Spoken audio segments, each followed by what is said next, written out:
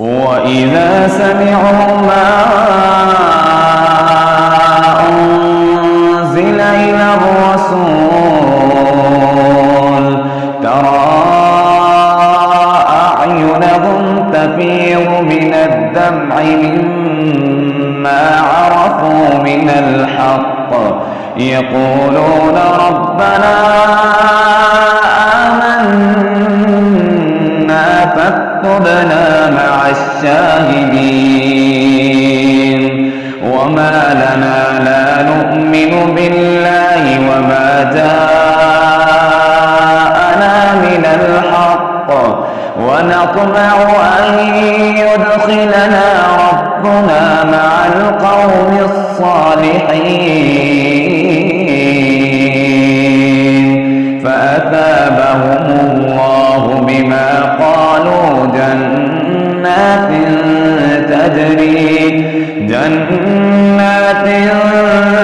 تجري من تحتها الأنهار خالدين فيها وذلك جزاء المحسنين والذين كفروا وكذبوا بآياتنا أولئك أصحاب الجحيم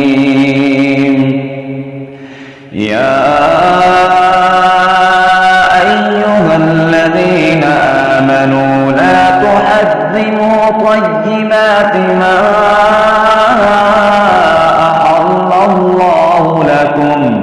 أحل الله لكم ولا تعتدوا إن الله لا يحب المعتدين وكلوا مما رزقكم الله حلالا طيبا واتقوا الله الذي أنتم به مؤمنون لا يؤاخذكم الله باللغو في أيمانكم ولكن يؤاخذكم بما عقدتم الأيمان فكفارته إطعام 10 مساكين من أوسط ما تطعمون أهليكم أو كسوتهم أو تحرير رقبة فمن لم يجد فصيام 3 أيام ذلك كفارة أيمانكم إذا حلفتم واحفظوا أيمانكم كذلك يبين الله لكم آياته لعلكم تشكرون يا أيها الذين آمنوا إنما الخمر والميسر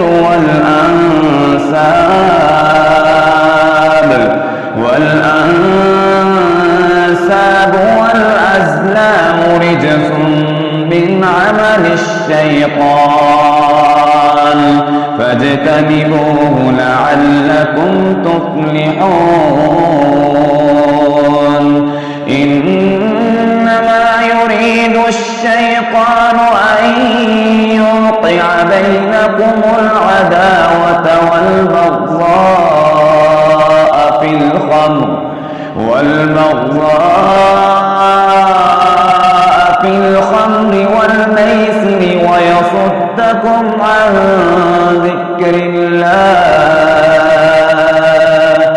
ويصدكم عن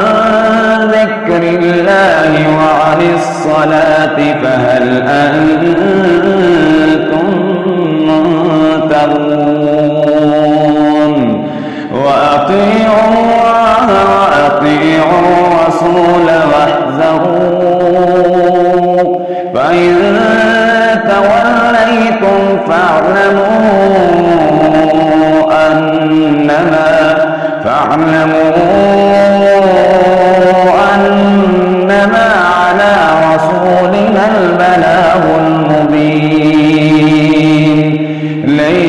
على الذين آمنوا وعملوا الصالحات جناح فيما تعموا إذا ما اتقوا وآمنوا وعملوا الصالحات ثم اتقوا وأحسنوا والله يحب المحسنين.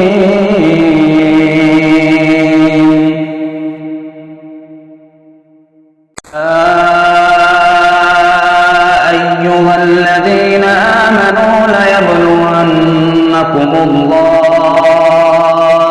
ليبلونكم الله بشيء من الصيد تناله أيديكم ورماحكم ليعلم الله من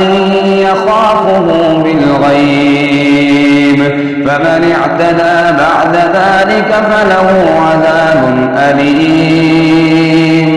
يا أيها الذين آمنوا لا تقتلوا الصيد وأنتم حرم ومن قتله منكم متعمدا فجزاء مثل ما قتل من النعم يحكم به ذوى عدل منكم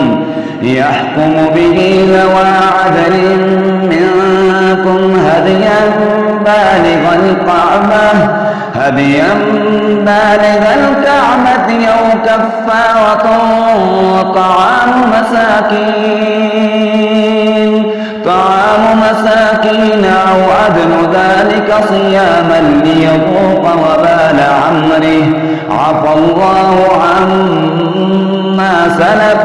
ومن عاد فينتقم الله منه والله عزيز ذو انتقام. أحل لكم صيد البحر وطعامه متاعا لكم وللسيارة وحرم عليكم صيد البر ما دمتم حرما واتقوا الله الذي إليه تحشرون. جعل الله الكعبة البيت الحرام قياما للناس والشهر الحرام والهدي والقلائد ذلك لتعلموا أن الله يعلم ما في السماوات وما في الأرض وأن الله بكل شيء عليم. اعلموا أن الله شديد العقاب وأن الله غفور رحيم. ما على الرسول إلا البلاغ والله يعلم ما تبدون وما تكتمون. قل لا يستوي الخبيث والطيب ولو أعجبك كثرة الخبيث فاتقوا الله يا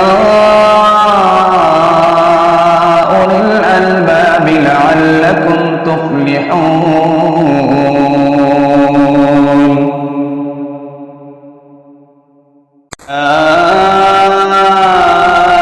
أيها الذين آمنوا لا تسألوا عن أشياء إن تبد لكم تسؤكم وإن تسألوا عنها حين ينزل القرآن تبد لكم عفى الله عنها والله غفور حليم. قد سألها قوم من قبلكم ثم أصبحوا بها كافرين. ما جعل الله من بحيرة ولا سائبة ولا وصيلة ولا حام ولكن الذين كفروا يفترون على الله الكذب فأكثرهم لا يعقلون وإذا قيل لهم تعالوا إلى ما أنزل الله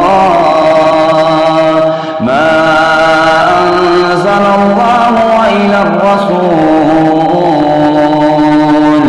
قالوا حسبنا ما وجدنا عليه آباءنا ولو كان آباؤهم لا يعلمون شيئا ولا يهتدون يا أيها الذين آمنوا عليكم أنفسكم لا يضركم من ضل إذا اهتديتم إلى الله مرجعكم جميعا فينبئكم بما كنتم تعملون يا أيها الذين آمنوا شهادة بينكم إذا حضر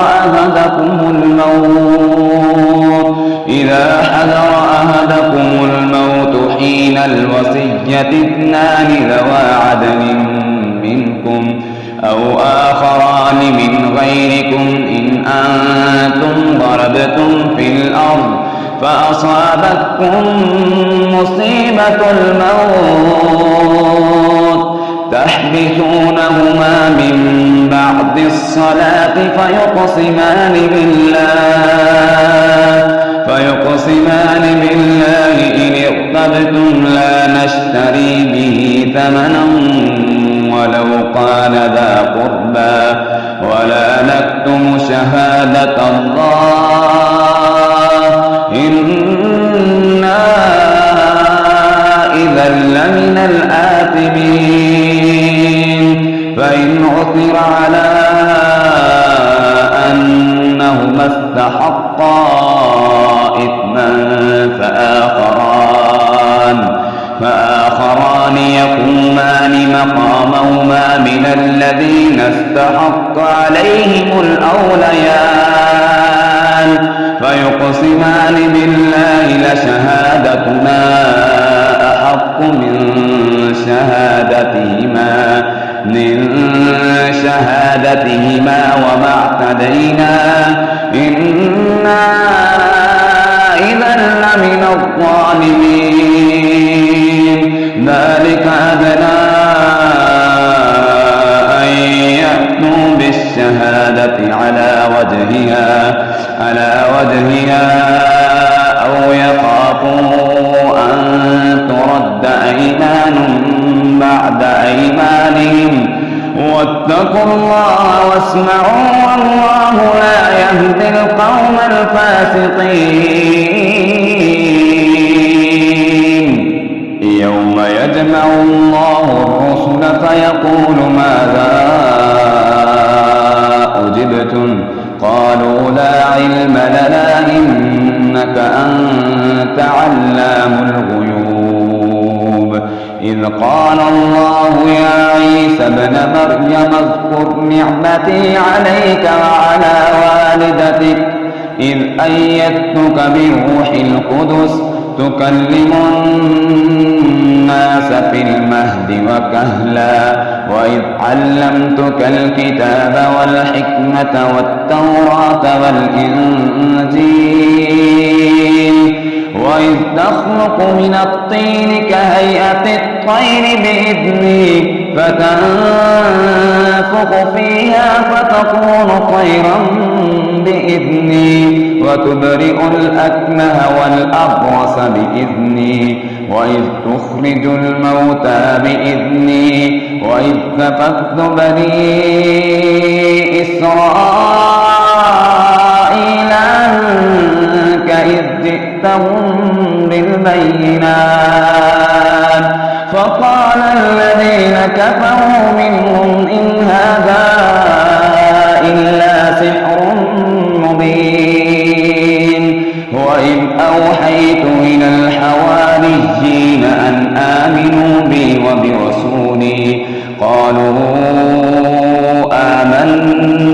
واشهد بأننا مسلمون.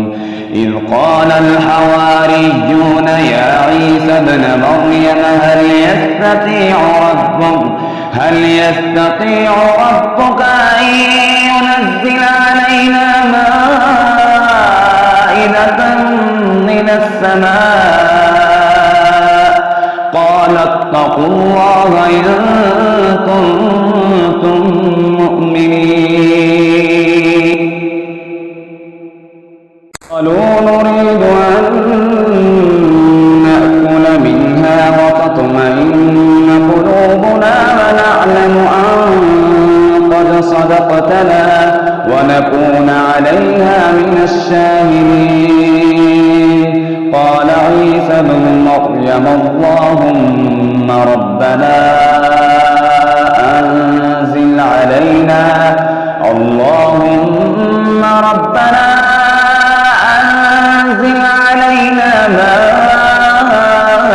مائدة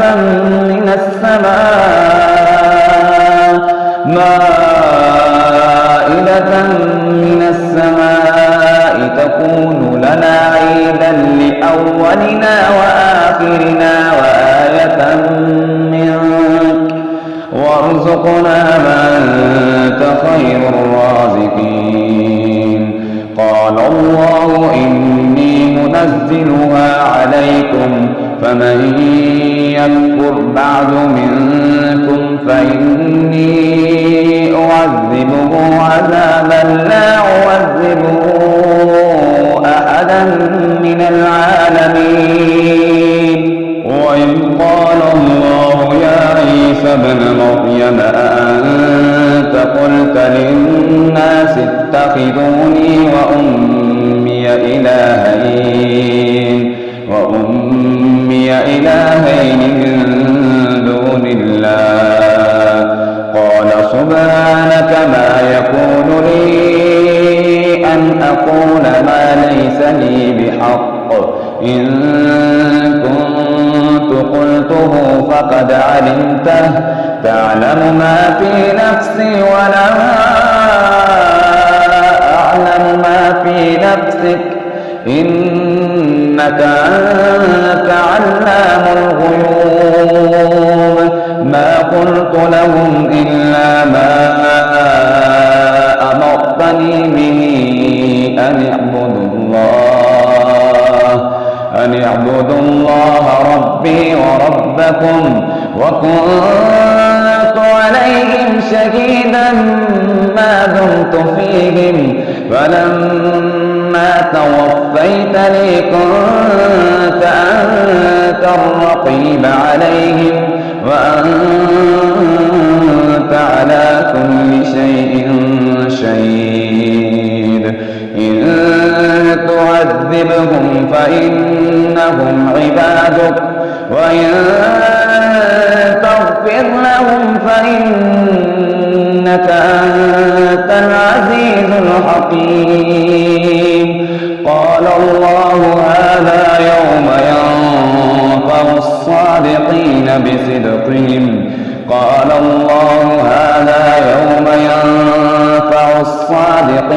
صدقهم لهم جنات تجري من تحتها الأنهار خالدين فيها أبدا رضي الله عنهم ورضوا عنه ذلك الفوز العظيم. لله ملك السماوات والأرض وما فيهن وهو على كل شيء قدير. بسم الله الرحمن الرحيم. الحمد لله الذي خلق السماوات والأرض وجعل الظلمات والنور ثم الذين كفروا بربهم يعدلون. هو الذي خلقكم من طين ثم قضى أجلا وأجل مسمى من عنده ثم أنتم تمترون وهو الله في السماوات وفي الأرض يعلم سركم وجهركم ويعلم ما تكسبون وما تأتيهم من آية من آيات ربهم إلا كانوا عنها معرضين فقد كذبوا بالحق لما جاءهم فسوف يأتيهم أنباء ما كانوا به يستهزئون ألم يروا كم أهلكنا من قبلهم من قرن مكناهم في الأرض ما لم نمكن لكم وأرسلنا السماء عليهم مدرارا وجعلنا الأنهار تجري من تحتهم فأهلكناهم بذنوبهم وأنشأنا من بعدهم قرنا آخرين ولو نزلنا عليك كتابا في قرطاس فلمسوه بأيديهم لقال الذين كفروا إن هذا إلا سحر مبين وقالوا لولا أنزل عليه ملك ولو أنزلنا ملكا لقضي الأمر ثم لا ينظرون ولو جعلناه ملكا لجعلناه رجلا وللبسنا عليهم ما يلبسون ولقد استهزئ برسل من قبلك فحاق بالذين سخروا منهم ما كانوا به يستهزئون قل سيروا في الأرض ثم انظروا كيف كان عاقبة المكذبين قل لمن ما في السماوات والأرض قل الله كتب على نفسه الرحمة ليجمعنكم إلى يوم القيامة لا ريب فيه الذين خسروا أنفسهم فهم لا يؤمنون وله ما سكن في الليل والنهار وهو السميع العليم قل أغير الله يتخذ وليا فاتر السماوات والأرض قل أغير الله يتخذ وليا فاطر السماوات والأرض وهو يطعم ولا يطعم قل إني أمرت أن أكون أول من أسلم ولا تكونن من المشركين قل إني أخاف إن عصيت ربي عذاب يوم عظيم من يصرف عنه يومئذ فقد رحمه وذلك الفوز المبين وإن يمسسك الله بضر فلا كاشف له إلا هو وإن يمسسك بخير فهو على كل شيء قدير وهو القاهر فوق عباده وهو الحكيم الخبير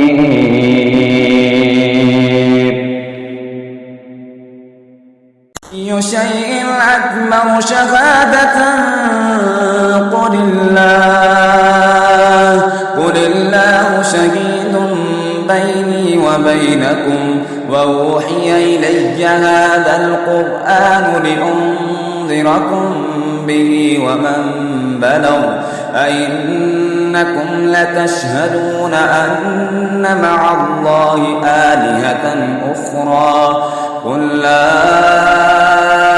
أشهد قل إنما هو إله واحد وإنني بريء مما تشركون الذين آتيناهم الكتاب يعرفونه كما يعرفون أبناءهم الذين خسروا أنفسهم فهم لا يؤمنون ومن أظلم ممن افترى على الله كذبا أو كذب بآياته إنه لا يفلح الظالمون ويوم نحشرهم جميعا ثم نقول للذين أشركوا أين شركاؤكم الذين كنتم تزعمون ثم لم تكن فتنتهم إلا أن قالوا والله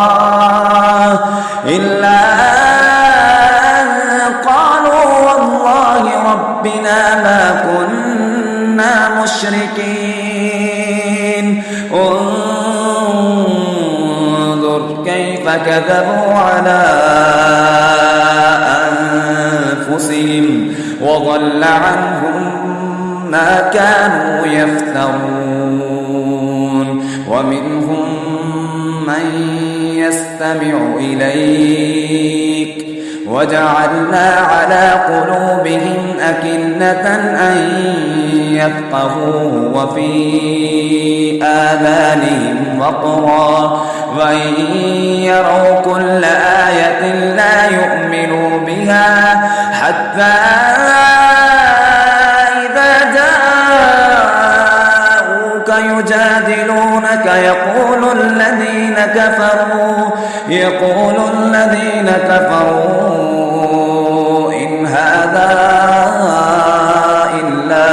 إن هذا إلا أساطير الأولين وهم ينهون عنه وينعون عنه وإن يهلكون إلا أنفسهم وما يشعرون ولو ترى إذ وقفوا على النار فقالوا يا ليتنا نرد ولا نكذب بآيات ربنا ونكون من المؤمنين لا لهم ما كانوا يخفون من قبل ولو ردوا لعادوا لما نهوا عنه وإنهم لكاذبون وقالوا إن هي إلا حياتنا الدنيا وما نحن بمبعوثين ولو ترى إذ وقفوا على ربهم قال أليس هذا بالحق قالوا بلى وربنا قال فذوقوا العذاب بما كنتم تكفرون قد خسر الذين كذبوا بلقاء الله حتى إذا جاءتهم الساعة بغتة قالوا يا حسرتنا على ما فرطنا فيها وهم يحملون أوزارهم على ظهورهم ألا ساء ما يذرون وما الحياة الدنيا إلا لعب وله وللدار الآخرة خير للذين يتقون أفلا تعقلون قد نعلم إنه ليحزنك الذي يقولون فإنهم لا يكذبونك ولكن الظالمين بآيات الله يجحدون ولقد كذبت رسل من قبلك فصبروا على ما كذبوا وأوذوا حتى أتاهم نصرنا ولا مبدل لكلمات الله ولقد جاءك من نبأ المرسلين وإن كان كبر عليك إعراضهم فإن استطعت أن تبتغي نفقا في الأرض أو سلما في السماء فتأتيهم بآية ولو شاء الله لجمعهم على الهدى فلا تكونن من الجاهلين إنما يستجيب الذين يسمعون والموتى يبعثهم الله ثم إليه يرجعون وقالوا لولا نزل عليه آية من ربه قل إن الله قادر على أن ينزل آية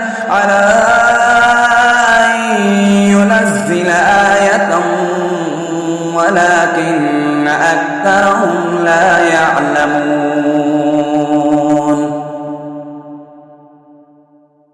وما من دابة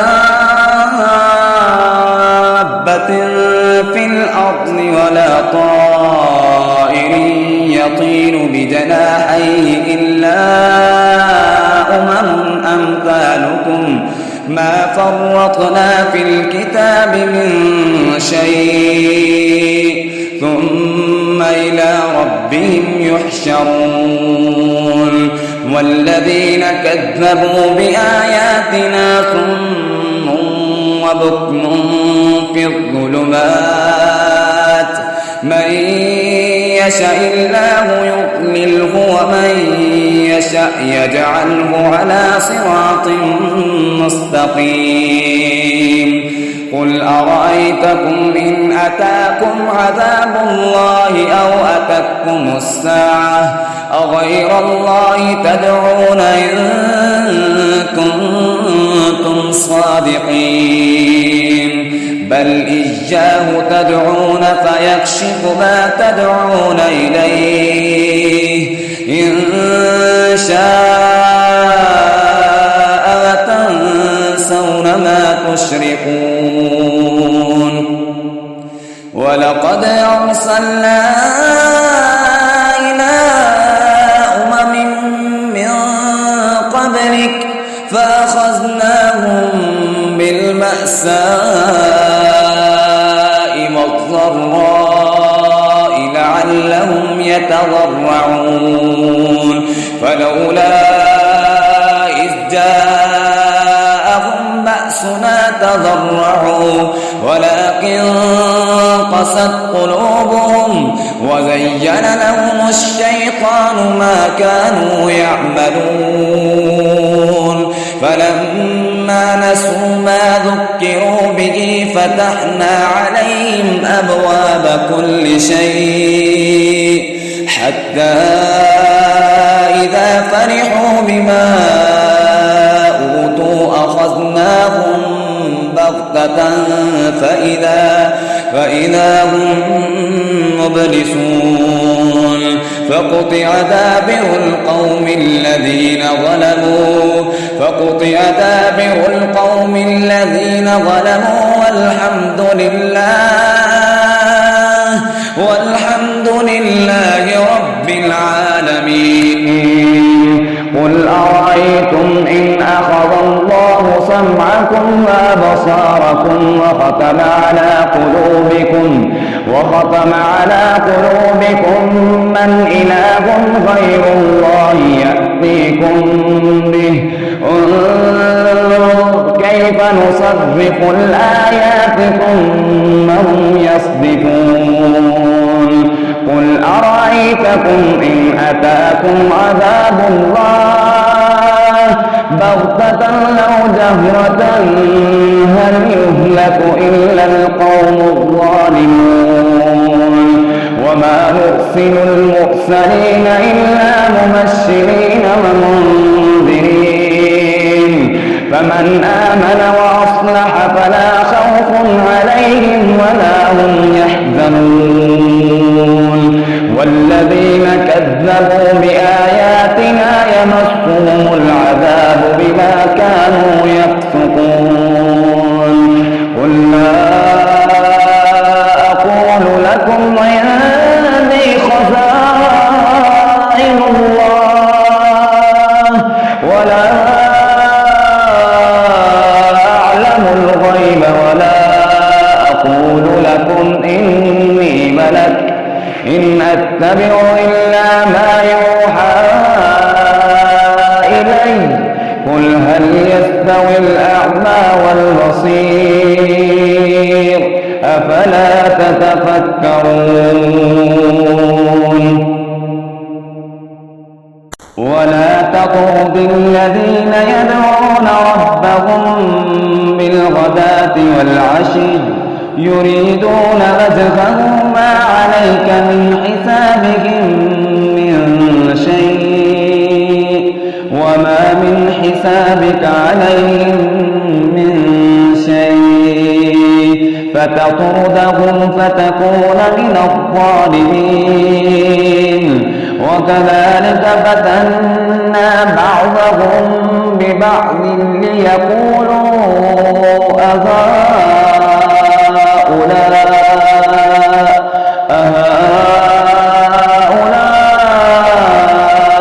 من الله عليهم من بيننا أليس الله بأعلم بالشاكرين. وإذا جاءك الذين يؤمنون بآياتنا فقل سلام عليكم كتب ربكم على نفسه الرحمة أنه من عمل منكم سوءا بجهالة ثم تاب من بعده وأصلح فأنه غفور رحيم. وكذلك نفصل الآيات ولتستبين سبيل المجرمين. قل إني نهيت أن أعبد الذين تدعون من دون الله قل لا أتبع أهواءكم قد ضللت إذا وما أنا من المهتدين. قل إني على بينة من ربي وكذبتم به ما عندي ما تستعجلون به إن الحكم إلا لله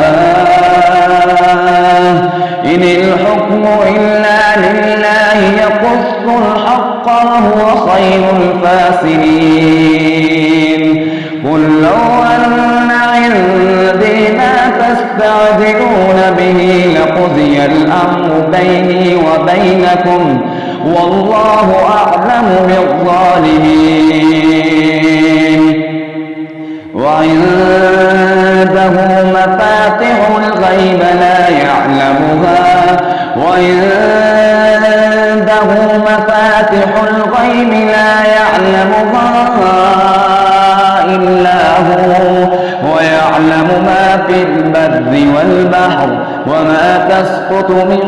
ورقة إلا يعلمها ولا حبة في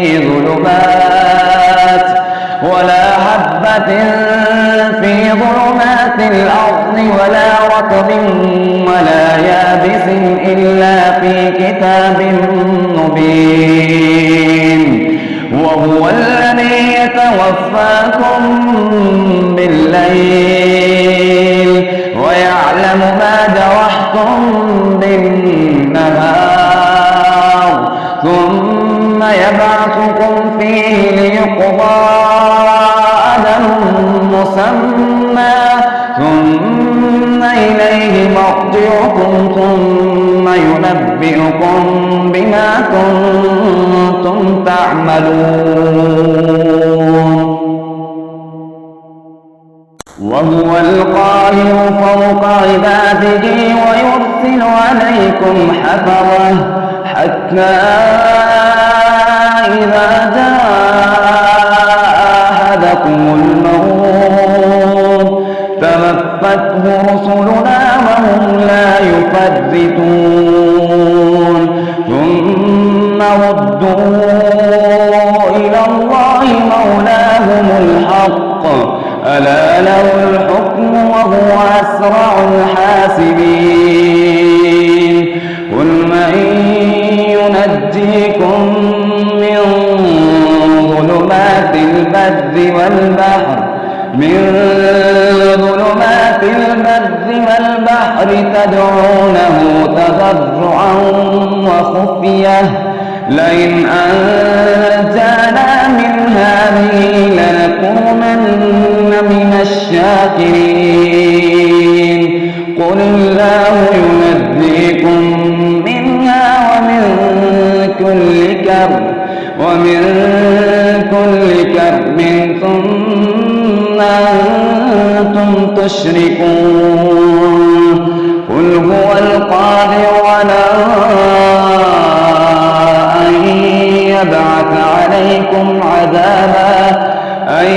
يبعث عليكم عذابا من فوقكم أو من تحت أرجلكم أو يلبسكم شيعا ويذيق بعضكم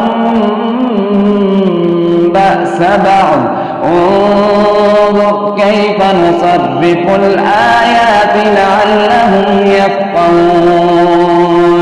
وكذب به قومك وهو الحق قل لست عليكم بوكيل لكل نبأ مستقر وسوف تعلمون وإذا رأيت الذين يخوضون في آياتنا فأعرض عنهم حتى يخوضوا في حديث غيره وإما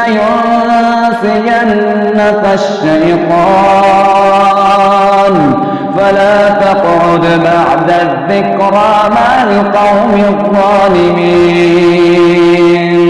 وما على الذين يتقون من حسابهم من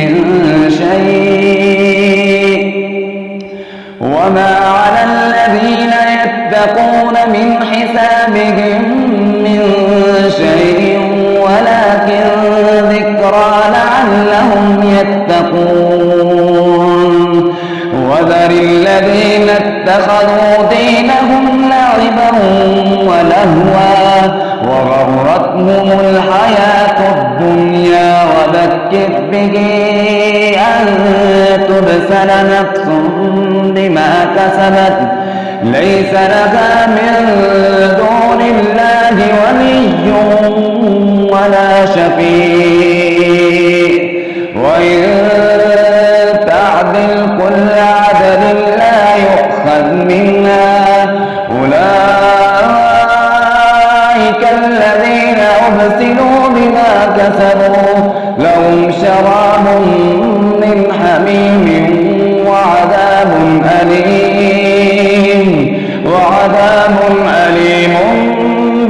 كانوا يكفرون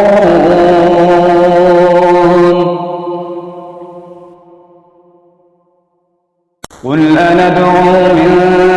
دون الله ما لا ينفعنا ولا يضرنا ونرد على أعقابنا بعد إذ هدانا الله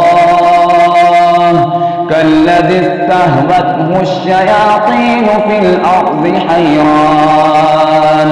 له أصحاب يدعونه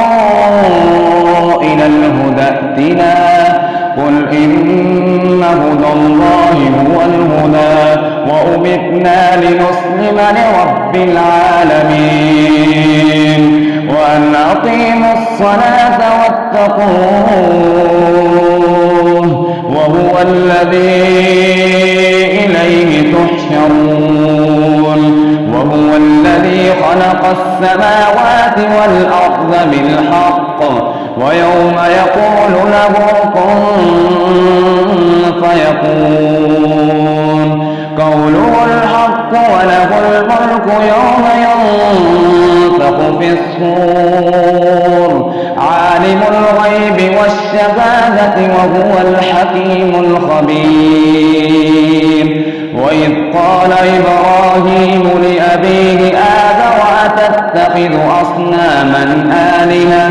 إني أراك وقومك في ضلال مبين وكذلك نري إبراهيم ملكوت السماوات والأرض وليكون من الموقنين فلما جن عليه الليل رأى كوكبا قال هذا ربي فلما أفل قال لا أحب الآفلين فلما رأى القمر بازغا قال هذا فلما رأى القمر بازغا قال هذا ربي فلما أفل قال لئن لم يهدني ربي لأكونن من القوم الضالين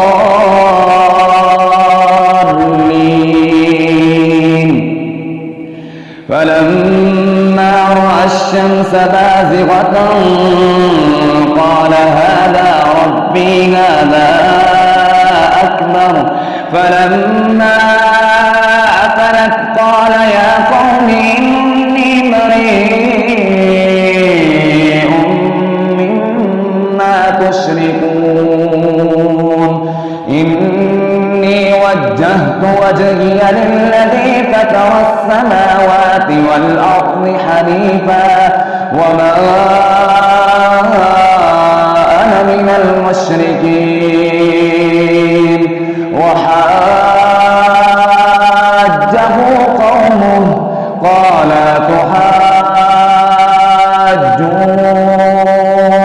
تحاجوني في الله وقد هدان ولا أخاف ما تشركون به إلا أن يشاء ربي شيئا وسع ربي كل شيء علما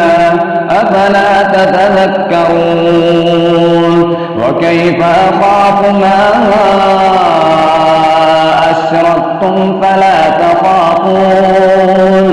ولا تخافون أنكم أشركتم بالله ما لم ينزل به عليكم سلطانا فأي الفريقين أحق بالأمن إن كنتم تعلمون الذين آمنوا ولم يلبسوا إيمانهم بظلم أولئك لهم الأمن وهم مهتدون وتلك حجتنا آتيناها إبراهيم على قومه نرفع درجات من نشاء إن ربك حكيم عليم ووهبنا له إسحاق ويعقوب كلا هدينا ونوحا هدينا من قبل ومن ذريته داود وسليمان وأيوب ويوسف وموسى وهارون وكذلك نجزي المحسنين وزكريا ويحيى وعيسى وإلياس كل من الصالحين وإسماعيل واليسع ويونس ولوطا وكلا فضلنا على العالمين ومن آبائهم وذرياتهم وإخوانهم واجتبيناهم وهديناهم إلى صراط مستقيم ذلك هدى الله يهدي به من يشاء من عباده ولو أشركوا لحبط عنهم ما كانوا يعملون أولئك الذين آتيناهم الكتاب والحكم والنبوة فإن يكفر بها هؤلاء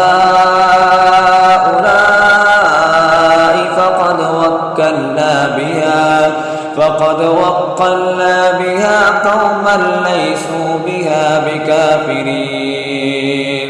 أولئك الذين هدى الله فبهداه مقتده قل لا أسألكم عليه أجرا إن هو إلا ذكرى للعالمين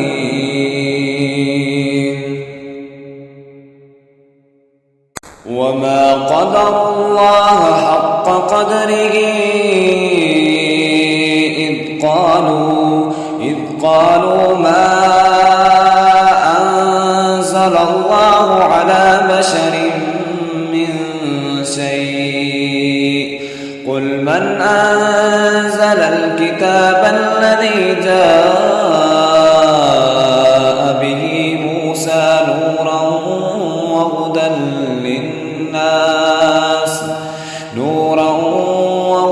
للناس تجعلونه قراطيس تبدونها وتخفون كثيرا وعلمتم ما لم تعلموا أنتم ولا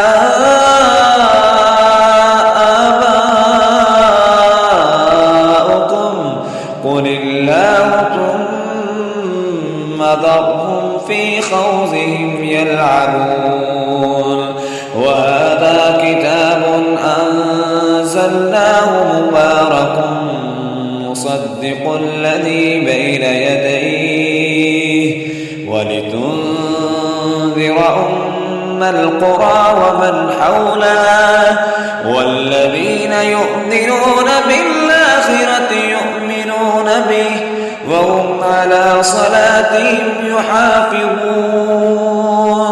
ومن أظلم ممن افترى على الله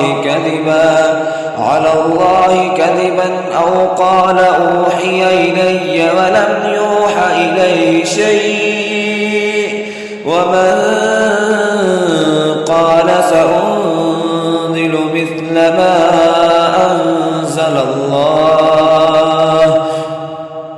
ولو ترى إذ الظالمون في غمرات الموت والملائكة باسطوا أيديهم أخرجوا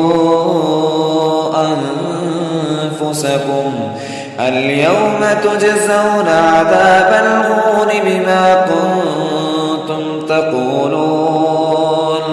بما كنتم تقولون على الله غير الحق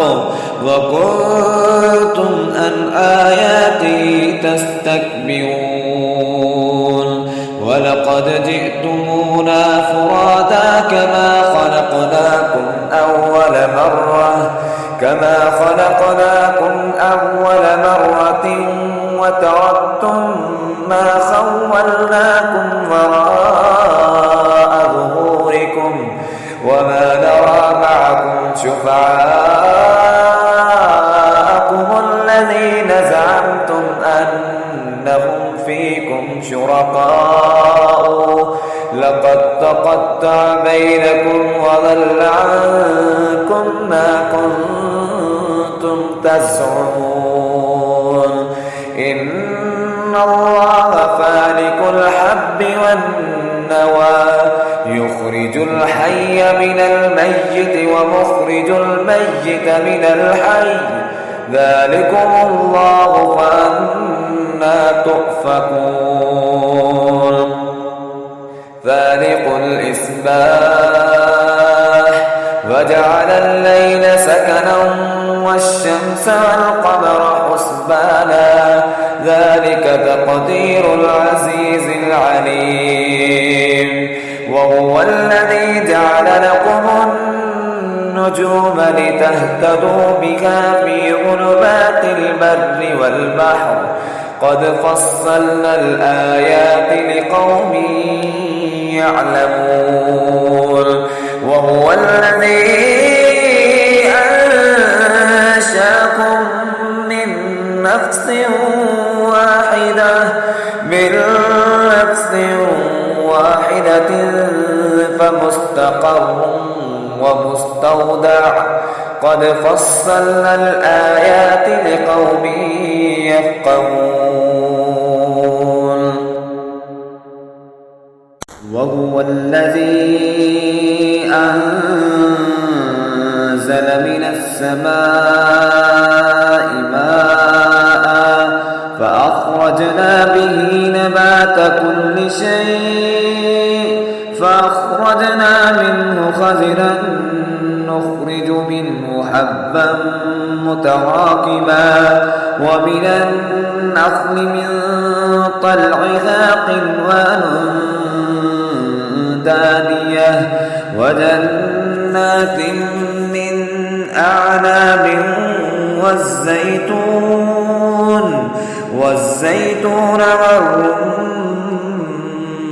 والرمان مشتبها وغير متشابه انظروا إلى ثمره إذا أثمر وينعه إن في ذلكم لآيات لقوم يؤمنون وجعلوا لله شركاء الجن وخرقوا له بنين وبنات بغير علم سبحانه وتعالى عما يصفون بديع السماوات والأرض أنى يكون له ولد ولم تكن له صاحبة وخلق كل شيء وهو بكل شيء عليم ذلكم الله ربكم لا إله إلا هو خالق كل شيء فاعبدوه وهو على كل شيء